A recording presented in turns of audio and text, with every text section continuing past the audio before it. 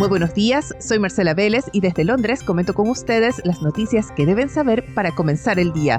Bienvenidos a Primer Click de Diario Financiero. Muy buenos días, es lunes 31 de marzo, bienvenidos a Primer Click. Caídas generalizadas dominan a 48 horas del anuncio arancelario de Donald Trump. Tenemos una agenda cargada en la política y una discusión entre recesión, inflación y qué hará la Reserva Federal. Comenzamos la última sesión del mes, la última sesión del trimestre con caídas generalizadas en los índices. La aversión al riesgo domina a esta hora. Los mercados se declaran en cuenta regresiva al que ha denominado la Casa Blanca el Día de la Liberación de Estados Unidos. Mañana Donald Trump va a recibir las recomendaciones de su equipo y el miércoles haría el anuncio de las alzas de aranceles. ¿Por qué esta reacción tan violenta que estamos viendo esta mañana en el mercado tiene que ver con declaraciones y reportes que llegaron durante el fin de semana? Conversando con periodistas en el Air Force One, el avión presidencial, Trump aseguró que las alzas de aranceles abarcarían esencialmente a todos los países. Con esto quiso despejar estas especulaciones que se habían generado en los últimos días, apuntando a que las alzas tarifarias se concentrarían en 10, 15 países que tienen el mayor superávit comercial con Estados Unidos. Bueno, Trump dice que no es así, que él está planteando un día de la liberación que abarque medidas prácticamente a todos los países del mundo. Su declaración se ve reforzada con un reporte que trae esta mañana de Wall Street Journal, que asegura que el presidente estadounidense está presionando a su equipo para ser más agresivo, para presentar un plan más radical y que incluso se ha vuelto a debatir la idea de un arancel generalizado de 20% a todas las importaciones sin excepción. Obviamente esto genera dudas. Quiere decir que eso se sumaría, por ejemplo, a las tarifas ya impuestas a ciertas industrias como el acero, el aluminio y los autos, que recordemos, el alza de aranceles a los autos entra en vigor el próximo jueves. Y es esta idea de una política arancelaria más radical que había perdido fuerza en las últimas semanas y que ahora parece nuevamente ser una amenaza y que es considerado el peor escenario previsto. ¿Qué estamos viendo en los índices? En Asia el índice regional pierde más de 2%. El arrastre llega desde el Nikkei japonés. Si bien la mayoría de índices en Asia cerraron en rojo, es el Nikkei japonés el protagonista con un desplome de 4%. Las acciones japonesas caen a su menor nivel en 6 meses y entran en territorio de corrección desde su último peak. Tenemos pérdidas de casi 1% en el stock 600 europeo, también caídas bastante generalizadas en Europa. Los futuros de Wall Street apuntan a que el principal arrastre llega desde las acciones tecnológicas. El Nasdaq cae ya 1,2%, mientras el S&P 500 pierde 0,71%, mientras el Dow Jones tiene una caída aún menor de 0,34%. Vemos también que el dólar opera a la baja, el índice global de la divisa cae 0,11%, los inversionistas se refugian además en los bonos del tesoro. Tenemos la tasa de los bonos del tesoro a 10 años transando en estos momentos en 4,19%. La semana pasada estaba en torno a 4,3%, así que una baja bastante importante. Pero sin duda el principal refugio está en el oro. El metal se dispara 1,35% esta mañana, transa por encima de los $3,155 por onza, marca otro récord. Y las expectativas es que siga avanzando porque esta incertidumbre que se ha generado en torno al anuncio arancelario de la Casa Blanca no terminará el miércoles.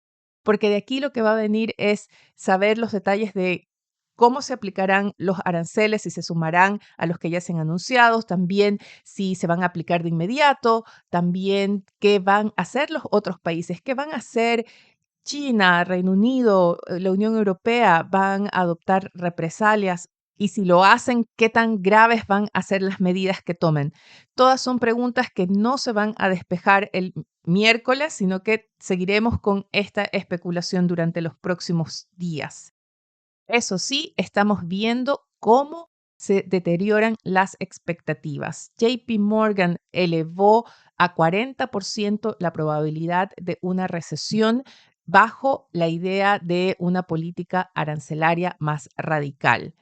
Mientras Goldman Sachs ahora recorta por segunda vez este año el nivel objetivo del S&P 500 para el cierre de 2025. Habíamos comenzado el año con la idea de que el S&P 500 alcance los 6.500 puntos, según Goldman Sachs. Ahora cree que va a estar en torno a los 5.700, prácticamente un alza de apenas 2% desde los niveles actuales.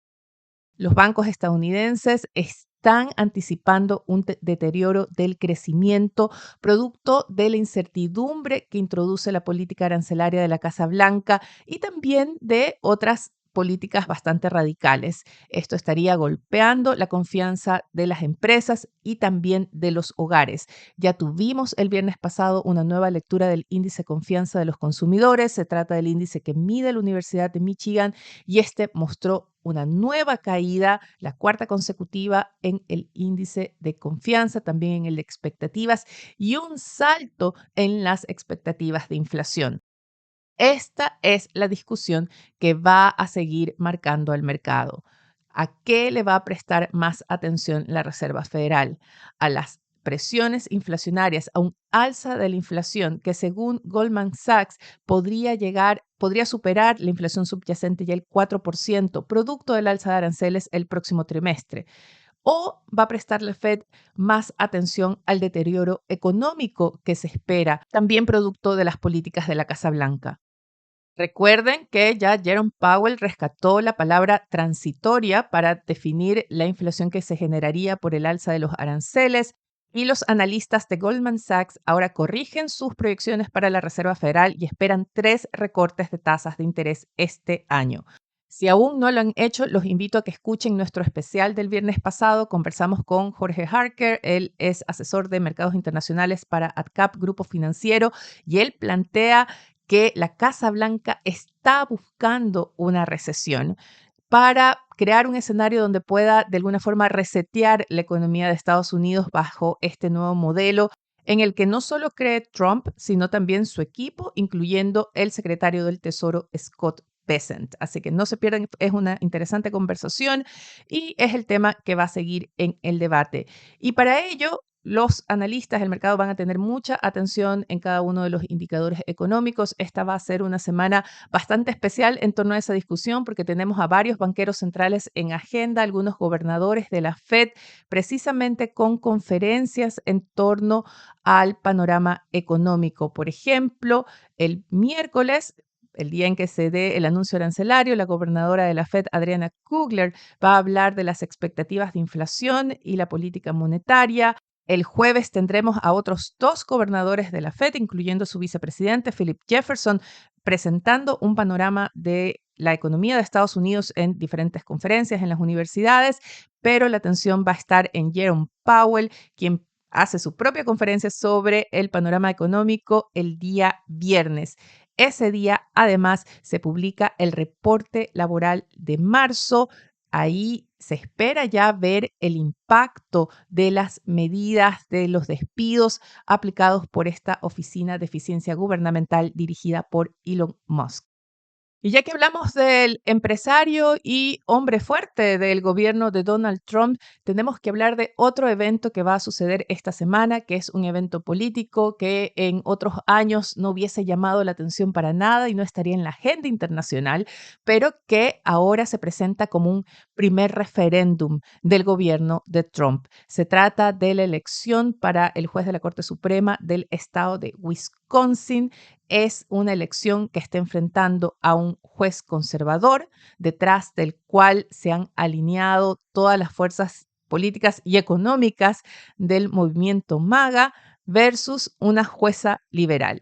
La elección entre Brad Schimmel y Susan Crawford se ha convertido en el proceso electoral judicial más caro de la historia de Estados Unidos. Ya organizaciones políticas calculan en torno entre 80 y 90 millones de dólares las donaciones que están financiando esta campaña, como parte de la cual Elon Musk apareció ayer en un rally en el que entregó cheques de $1 millón a 2 electores a cambio de sus votos, también a cambio de su trabajo para reclutar a más gente para que vote a favor de Brad Schimmel.